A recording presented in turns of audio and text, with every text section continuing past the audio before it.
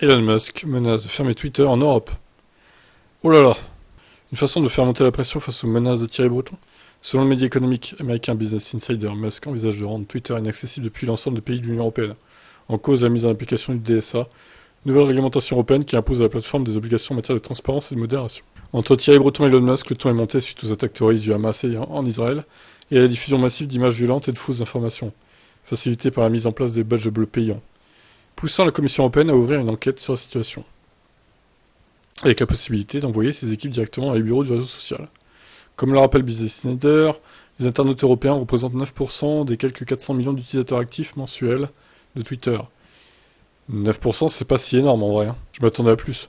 Ils sont en revanche particulièrement nombreux à déserter la plateforme ces derniers mois, avec une chute des utilisateurs actifs quotidiens entre 10 et 40% selon les régions. Pour Musk, ces menaces s'inscrivent aussi dans une volonté de réduire drastiquement les coûts. Après son rachat de Twitter pour 44 milliards, fin 2022, l'homme d'affaires a licencié entre 80 et 90% des effectifs, notamment en Europe, et dans les services de modération. Business Insider rappelle qu'il avait rapidement évoqué la possibilité de fermer le marché étranger pour se concentrer sur les US. Selon les infos de Tech & Co, une équipe réduite reste toutefois présente en France, notamment concernant la commercialisation des espaces publicitaires. En se retirant de l'UE, Twitter pourrait par ailleurs s'éviter d'éventuelles sanctions financières en cas de non-respect du DSA. Elle peut grimper jusqu'à 6% du chiffre d'affaires mondial, soit environ 240 millions de dollars d'amende. Si on prend le chiffre d'affaires de 2022 de X, de Twitter. Alors, la fermeture de Twitter pourrait pousser les utilisateurs à se tourner vers la concurrence, avec Facebook qui a lancé Threads, mais le fonctionnement est directement inspiré de Twitter. La plateforme n'est pas disponible dans l'UE, là encore en raison de régulation locale. Super, hein.